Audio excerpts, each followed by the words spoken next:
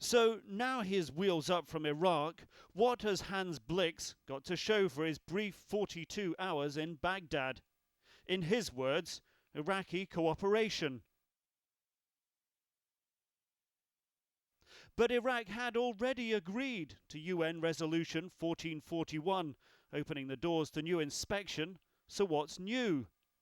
For Blix's team, perhaps the business-like mood in meetings with Iraqis, no lengthy diatribes endured on occasion by previous UN inspection chiefs. Experienced diplomat Blix won't say that. He talks instead of Iraq's desire to get beyond the December 8th deadline for declaring all weapons of mass destruction. For Blix, another indication Iraq means business. Iraqi officials in meetings asking what civilian chemical and biological plants must also be declared by December 8th. Blix, however, not trusting to goodwill alone, installing a hotline.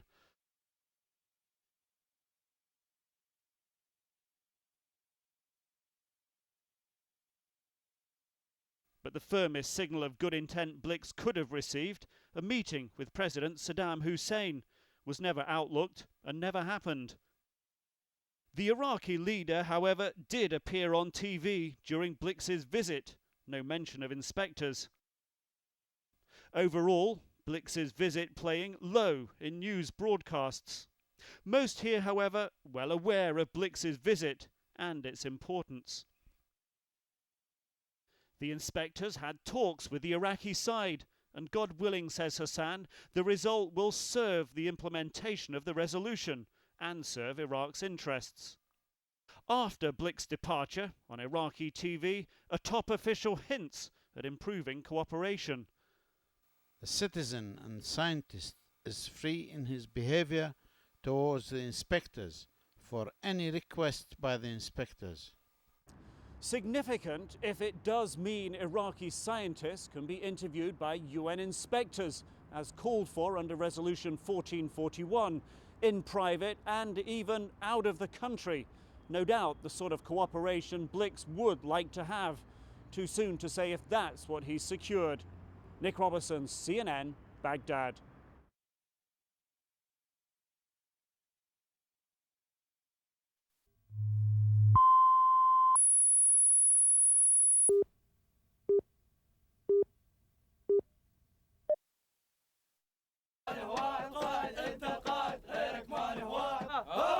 احنا طبينا الملعب واحنا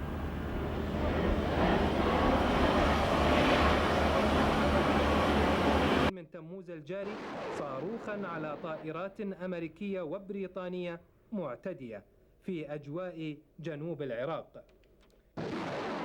لقد كانت تلك الطائرات تطير على ارتفاع 11 كيلومتر وليس هدف واحد. أول أهدافهم المكشوفة إيجاد الذرائع الذي يضربه التباطؤ حاليا. وثاني أهدافهم أنهم كانوا يبحثون عن كذبة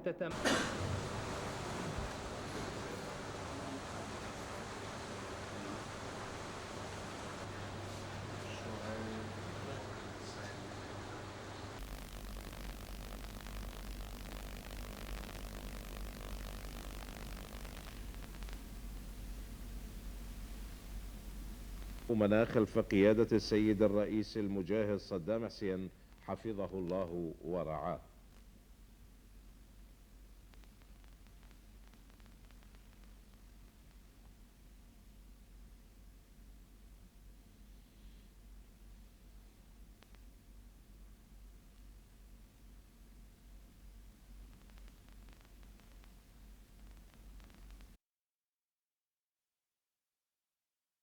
Outside UN weapons inspection offices, Iraqi construction workers take a break from helping in the cleanup.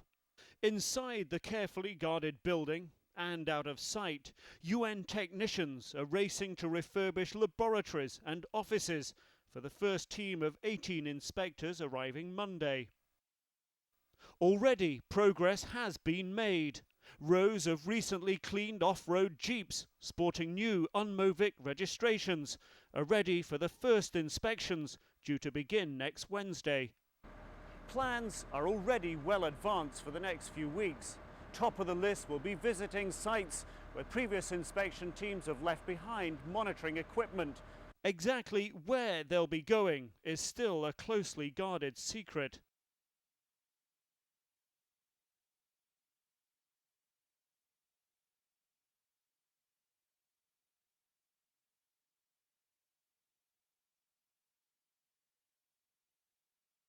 One such site could be the Al Nasser heavy industry complex, 30 kilometers north of Baghdad, a so-called dual-use site where inspectors had installed monitoring cameras.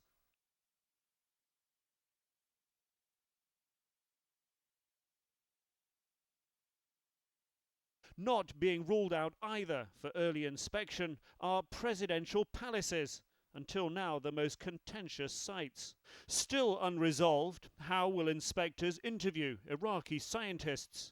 Resolution 1441 calls for such conversations to be in private and away from Iraqi government officials, even out of the country.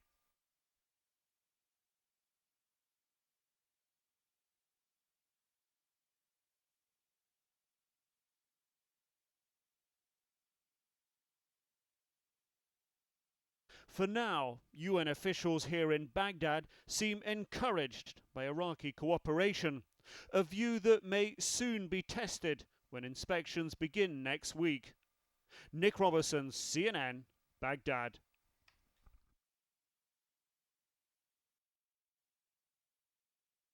Piling up at the door of UN Weapons Inspection headquarters, boxes of laboratory and computer equipment.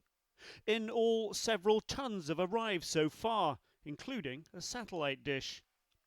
With 5 more technicians starting work over the weekend, the pace of restoration of the long-deserted offices picking up, providing opportunity for assessment of security.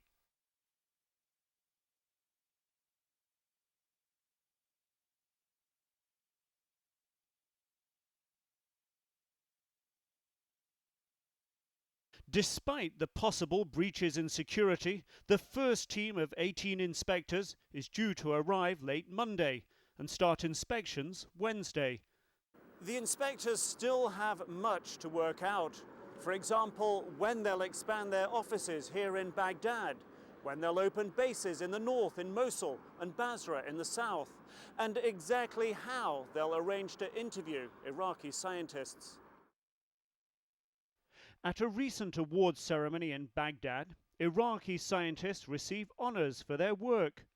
But some here could face questioning by UN inspectors outside Iraq, and so far the details of how that is to be done have yet to be agreed with Iraqi officials.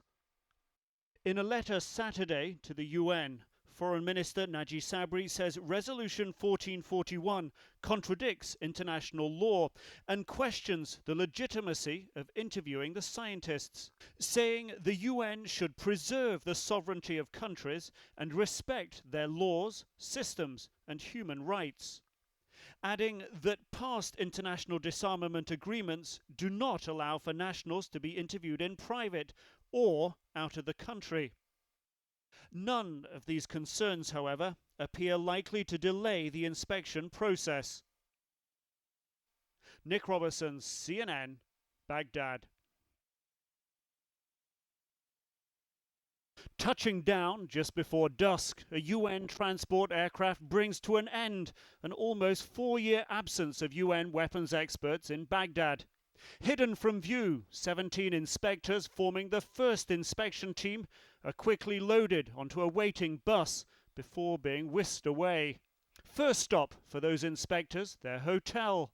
Too late in the day to begin any real work.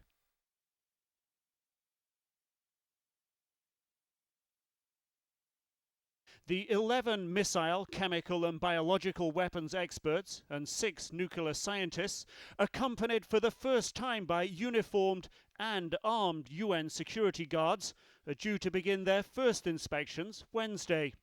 That tight schedule unchanged, despite a 15-page protest letter sent by Iraq's foreign minister to the United Nations to complain the UN resolution authorizing inspections could be used by the US as a pretext for war.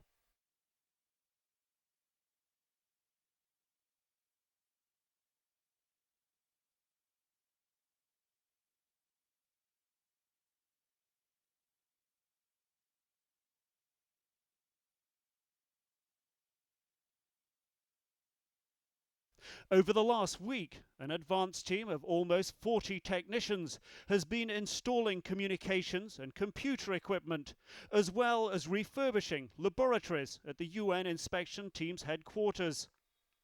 Although much work remains to be done, some vehicles and office space has been readied for these first inspectors.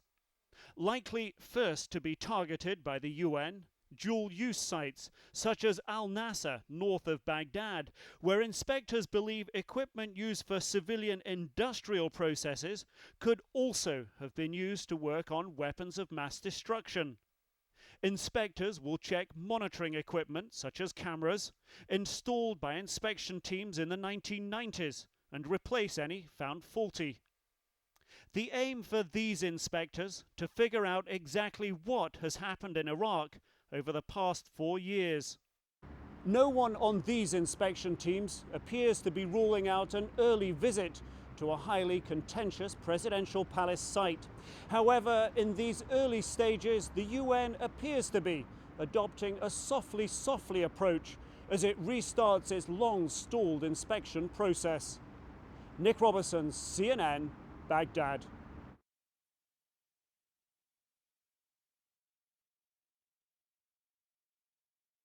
Strapping in for what could be a bumpy ride, weapons inspectors head off for their first day of work in Baghdad. This last day before they begin enforcing UN Resolution 1441, spent at their recently refitted headquarters, briefing journalists on how they'll carry out inspections.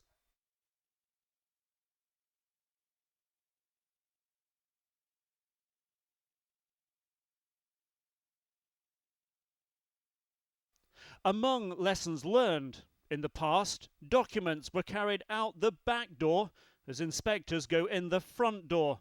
Now inspectors will lock down suspect sites.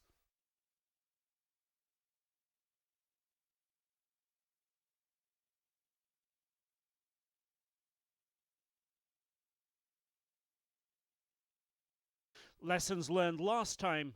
Full and final declarations aren't necessarily full and final. Iraq issued 7 of them. Now inspectors are focusing on original Iraqi documentation.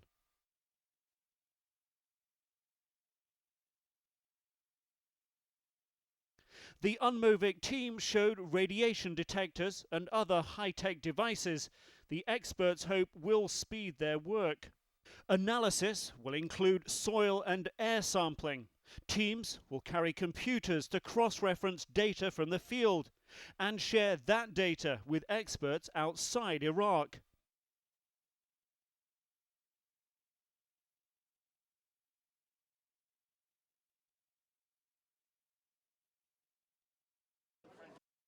After years of poring over intelligence and satellite photographs, these inspectors appear eager to get going.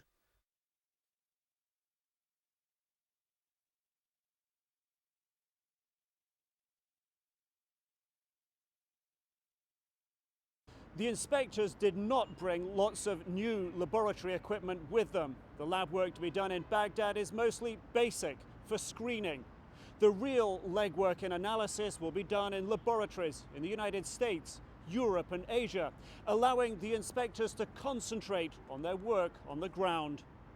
Nick Robertson, CNN, Baghdad.